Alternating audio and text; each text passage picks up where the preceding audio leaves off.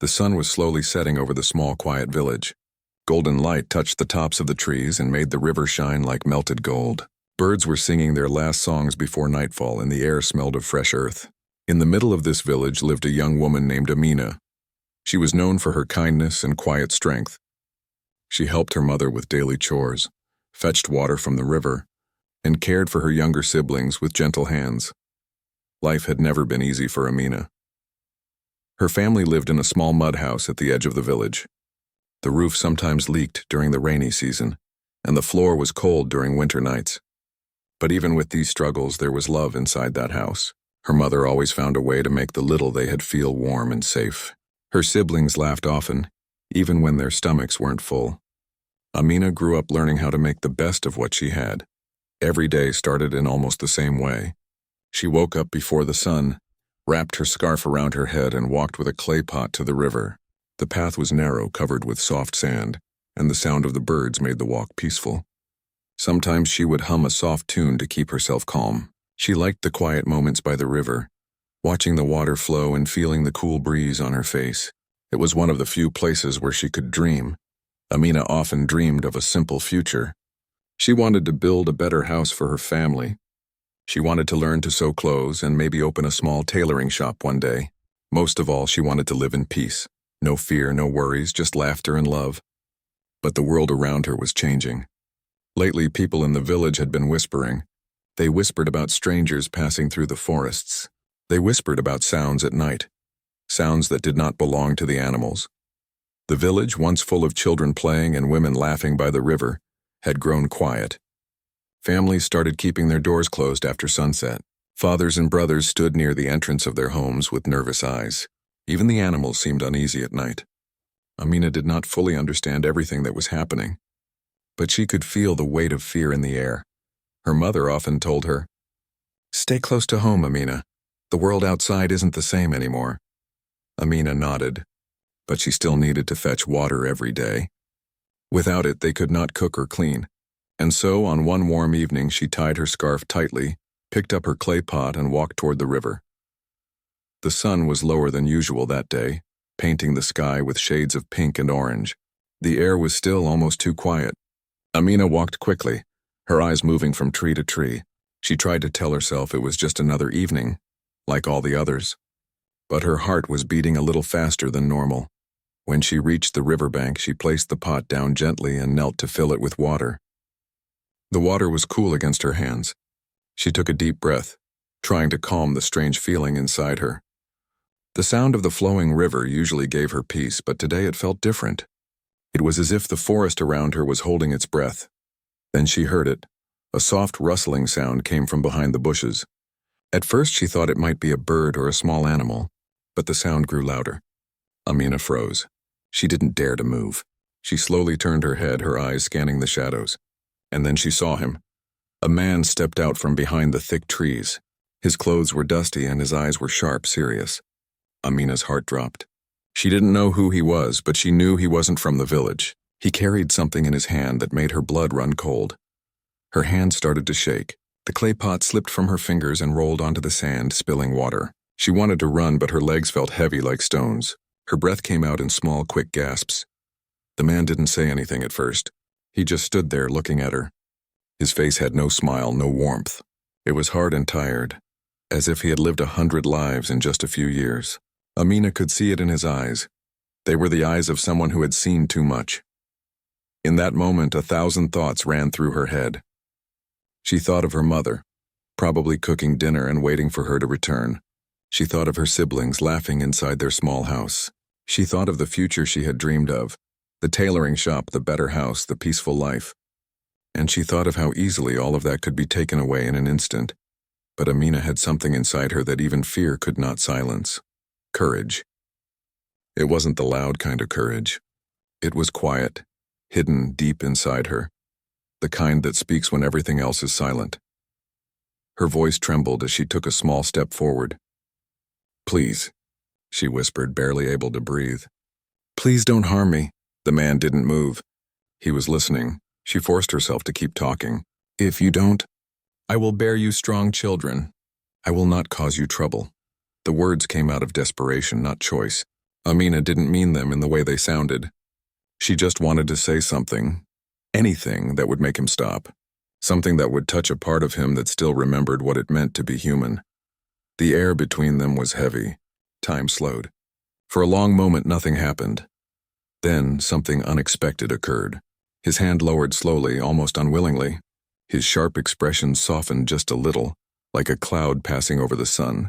Amina could see it. There was still a person inside him behind the hard eyes. Someone who once had a home too. Someone who once knew kindness. Amina's knees felt weak, but she stood still. She didn't dare move too quickly. The river kept flowing beside her, quiet and steady, like it didn't care about the fear swirling in the air. The man looked at her for a while, as if searching for something in her face. And then in a low voice he said, "Go." The single word hit her like a wave of wind. She couldn't believe it at first. She thought she had imagined it. But he said it again, a little louder. "Go." Her legs finally moved. She grabbed the clay pot, though it was almost empty now, and slowly stepped backward. She kept her eyes on him, afraid to turn her back too soon. When she was far enough, she turned and ran. She didn't stop running until she saw the edge of the village. Her chest burned and her breath was ragged, but she didn't care. She was alive. When she reached home, her mother's eyes filled with tears. Amina didn't speak. She didn't need to. Her trembling hands and pale face said everything. Her siblings crowded around her, confused but relieved to see her safe. Her mother wrapped her in a tight hug, whispering prayers of thanks. That night, Amina lay awake on the thin mat inside their small house. She stared at the ceiling as the crickets sang outside. The image of the man's eyes stayed with her. Not just the fear, but the strange, quiet moment when he had chosen to let her go. She thought of the words she had spoken, how they had come from somewhere deep inside her she didn't even know existed. Amina didn't know what tomorrow would bring. The village was still tense. The whispers would continue. But something had changed inside her. She had faced something she had feared all her life, and she had survived. She had seen that even in the darkest moments, words had power. The night grew colder, and Amina pulled her thin blanket around her shoulders. She closed her eyes and listened to the sound of the wind.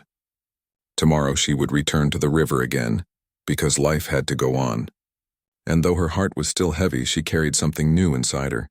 The quiet strength of a girl who had looked fear in the eye and walked away. She didn't know if she would ever see that man again. But she knew one thing for sure. She would never forget that moment by the river. The sound of her own trembling voice. The look in his tired eyes. The feeling of her heart beating louder than the world. In that single evening, she had stepped from innocence into a world she didn't fully understand.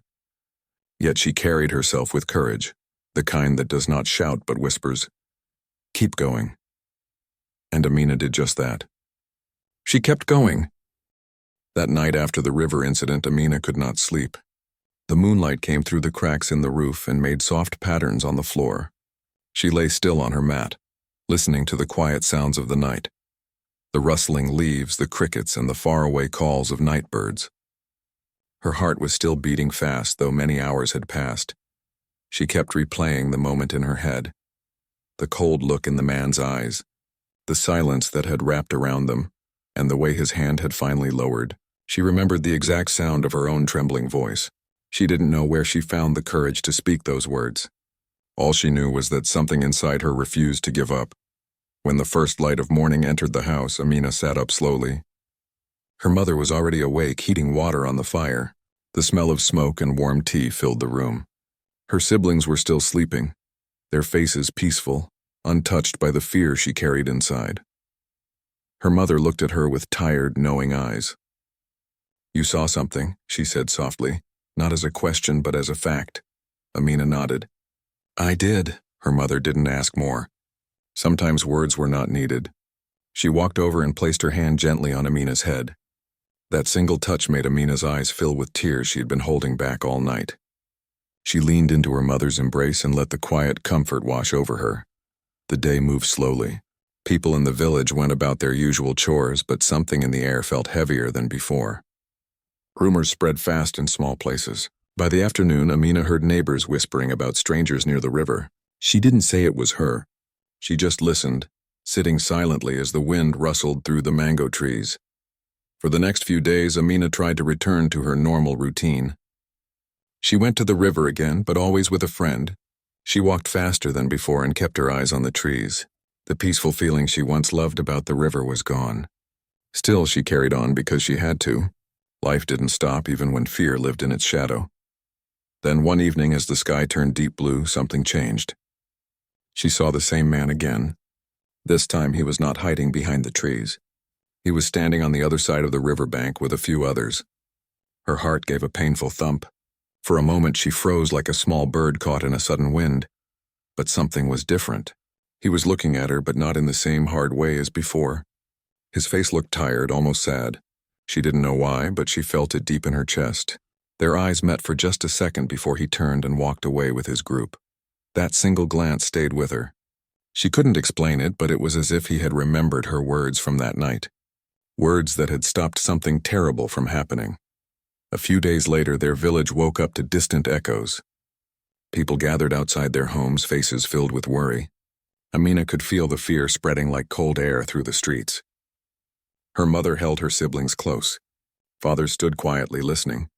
The world outside the village was changing, and the sounds were a reminder of that. As the sun began to set that day, the group of men returned. They moved through the village in silence. Amina stood near her doorway with her mother, holding her younger sister's hand. When the man she had seen at the river passed by, his eyes briefly met hers again. He didn't speak, but there was something human in his gaze, something almost gentle hidden beneath layers of weariness. He didn't stop at her house. He walked on with the others. But Amina knew this was not the end of their connection. It was the beginning of something she didn't yet understand. That night, her village grew quiet again.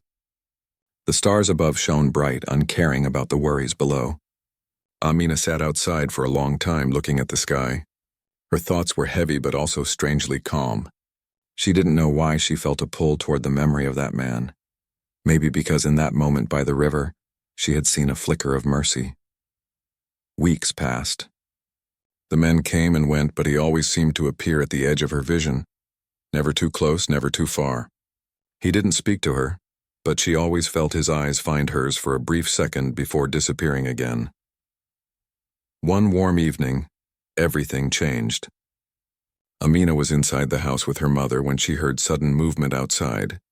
It was not loud or harsh, but it was different, tense, hurried. She stepped outside and saw shadows moving near the trees. There was confusion in the air, like the wind before a storm. She looked toward the direction where the man usually stood and saw him there. But this time something was wrong. There was shouting in the distance, and the quiet village felt as if it was holding its breath. Her mother grabbed her hand. "Stay inside," she whispered, but Amina couldn't move. She watched as he turned his head, scanning the darkness, and then his eyes landed on her again. He didn't speak, but there was something in his look, something that said run. She quickly pulled her sister back inside. Her heart pounded like a drum. Moments later, she heard hurried footsteps outside and muffled voices. She held her sister close, whispering for her not to cry. Then just as suddenly everything went silent. A deep, still silence. Amina slowly peeked through the small window. She saw him, standing alone now, looking toward the forest. There was something in the way he stood that made her chest tighten. He looked like someone who had spent his life carrying heavy secrets, and then it happened. From somewhere beyond the trees came a sudden noise. Not harsh, but enough to send the men into confusion. Amina saw him turn sharply, his body tense. He could have walked away, but instead he moved closer toward where the danger was coming from. Her heart ached as she watched. She didn't know why it mattered to her so much, but maybe it was because he had once chosen to let her live. And now she was watching him choose again, not for himself but for others. Minutes felt like hours. The quiet air was filled with whispers of fear and hope. Then through the shadows she saw him stumble slightly, as if something heavy had struck him deep inside. Not something that left marks on skin, but something deeper, like a truth finally catching up to a tired soul. And in that single moment, their eyes met one last time. Even from a distance, Amina could read what they said. Take care of your life. Keep living. The group disappeared into the forest, and the night wrapped around the village like a blanket of uncertainty. People whispered long after they had gone. No one understood what had truly happened, but Amina did. She had seen a man torn between who he had to be and who he might have been. The next morning, the village was strangely quiet. Birds sang softly as if they didn't want to disturb the fragile calm. Amina walked to the river again, the same path where everything had started. The air was warm, the water clear. She sat by the river bank, dipping her fingers in the cool water. She remembered the first time she saw him, the fear, the trembling, the way the world had stopped for a second. And she remembered the look in his eyes last night, not of a stranger, but of someone who had found a piece of his lost self in her courage. From that day on, Amina carried his memory not as a shadow, but as a lesson.